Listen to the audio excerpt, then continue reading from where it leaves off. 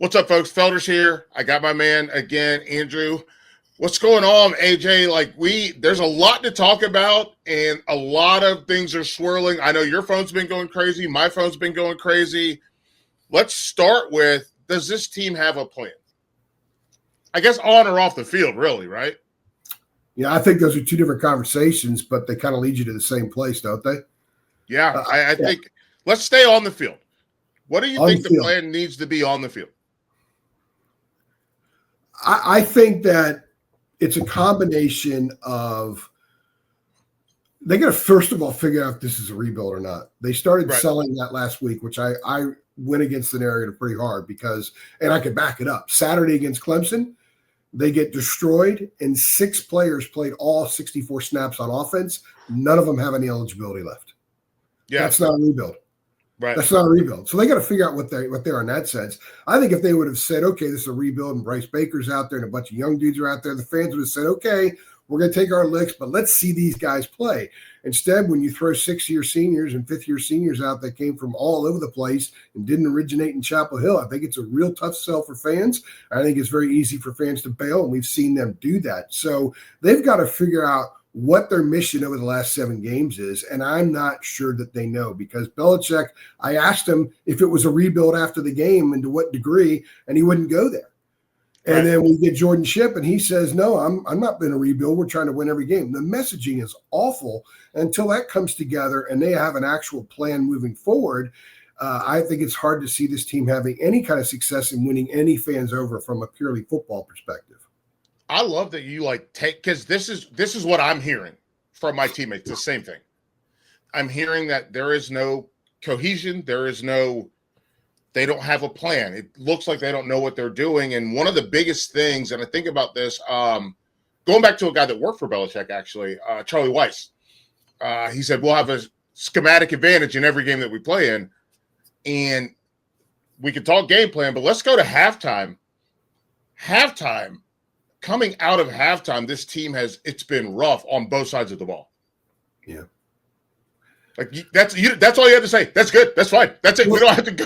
We don't have to do more. My criticism after the TCU game was that I didn't see one adjustment. And one of the things I said in a podcast going into that game was I can't wait to see what kind of adjustments the staff makes. Because it's Belichick's history is great pro football coaches, NFL coaches make adjustments. So I thought, okay, well, what are they going to do? They're going to change their splits on the offensive line, something simple like that? Are they going to maybe blitz more? Are they going to bring more pressure? They don't do any of that stuff. It's banging your head against the wall and expecting different results, and they're not doing it. They have 6 sacks on the season, yet they're not increasing the amount of pressure they bring. They're reducing it. So what they've been doing isn't working. So you would think, you know what, let's just go for broke because we're going to give up some points anyhow. But if we can get a few stops, force a couple of bad throws and a pick, maybe a pick 6, get a sack, put them in a 3rd and super long so they don't convert, maybe we could be in a competitive situation. But they've done nothing to change the approach. Even Max Johnson, people need to understand, and you know this, Felder, the only reason Max has gotten on the field is because Gio got hurt. TCU, he got hurt. Max goes in, it's 41-7. UCF, he gets hurt. Max goes in, it's 27-3. And then Gio didn't practice last week, so Max starts, and we saw what happened. So even with that, they were not going to make any adjustments at quarterback if Gio stayed healthy. So the thing for me, and since we're talking about quarterback right now, what does a successful offense look like for this team? Is it more RPO stuff? Is it more of just play action? Because up front, obviously, we knew they were banged up going into the year, and we're getting some guys back, but they're also there's this lack of cohesion that they have. What does success look like for this offense? Because we thought we might have had something with Damon June, right? Mm-hmm. And then now you're like, who's the running back? What does the running back do, and how do we use them? Yeah, I think he had 5 carries against Clemson. Yeah. Played maybe 16 snaps or something. Remember, he was 7th string going into TCU, didn't play. 6 days later, he's 1st string, which is one of my criticisms. I don't think that they fully understand from a straight college perspective what they've been looking at. They're learning through the year, I'm sure, but those are some legitimate questions. What does a successful offense look like? Well, you can't run RPOs with Max. Right. So you got to sit them back there and just have them kind of try to dunk your way down the field. I guess one positive from Clemson is they did have 19 first downs. They had That's a 55 good on the season. They had 55 on the season going in.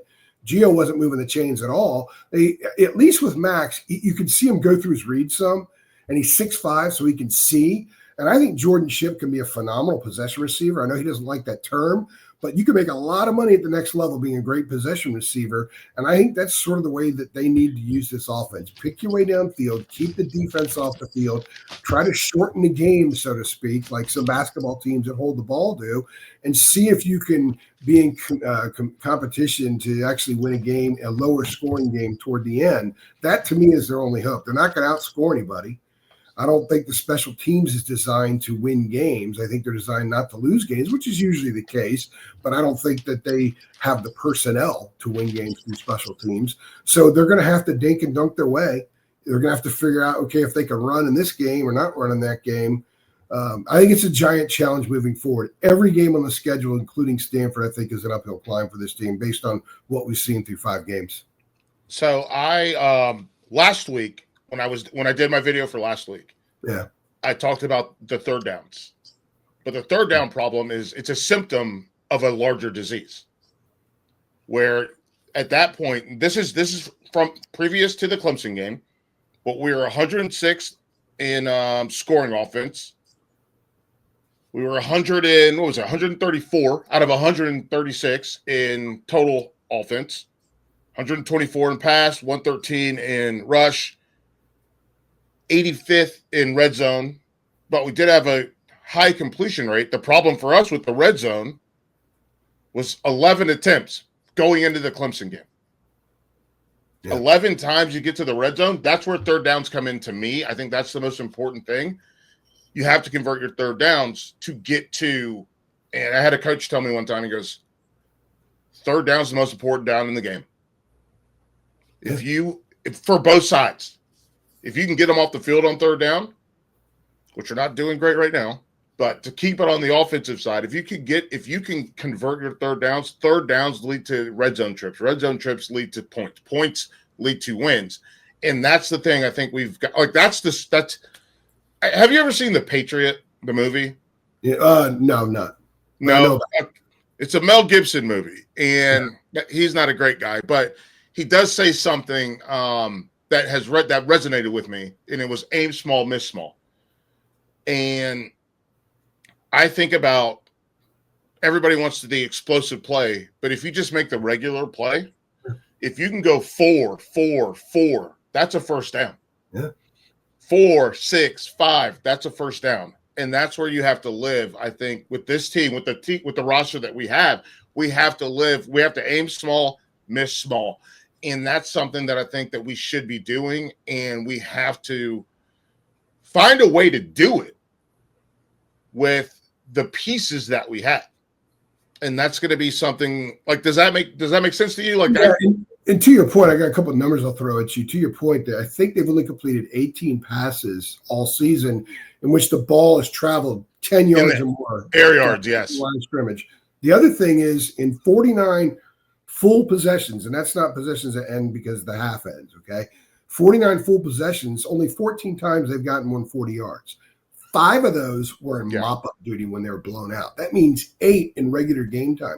They're not moving the ball because they can't stretch the field. Teams can pretty much predict what they're going to do. It makes all the tight stuff that much more difficult, but all they appear that they're able to do is the tight stuff. So moving to me, a first down is success for this offense. Yes. Which is pretty wild. And that's why the 19 first downs, even though a lot of it occurred when the game was over, at least they still got some first downs. And it's kind of sad to think that a team gets 19 first downs, you could sort of circle it.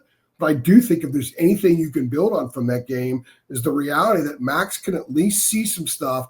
He can go through his checks, and he can get the ball to people every once in a while. Yeah, I totally agree. Let's flip it over real quick, and then we'll be out of here. Pressure on the quarterback. You already mentioned it. 6 sacks? Is that right? Yeah. 6 sacks. I am, as someone who played in the secondary, I am very clearly rooted in this idea of man versus zone. And I want to see more zone. Like I'll say it. You can't tell me that we don't have athletes that are comparable to Iowa. right? Am I wrong for that? No, you're not wrong. I think they're more talented than they look. I think the talent thing is a little bit of it's an excuse, but I think it's been used a little too much, to be honest with you. I would love for them to play more cover 3, cover 4, and cover 2. And I don't know if that's a teaching thing, which goes back to, as you mentioned, coaching, right? Yeah. Because the way that I've always viewed, my parents were teachers. So I've always viewed coaches as teachers as well. Yeah. And if you can't teach guys how to play zone, that's a you problem.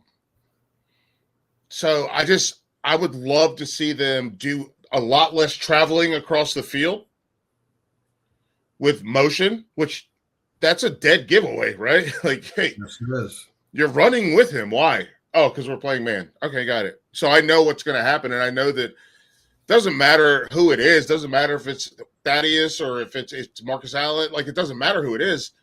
They know that they can outflank you and push you up the field, and they know what's going to happen in the back end. So I'd love to see a little bit more zone, and they've got a break. Cover 2 works, man. It's the reason why especially if you're not going to get a ton of pressure, right? Right. Yes. Yeah, I wonder sometimes how much an NFL mindset coaching staff trusts the college kids.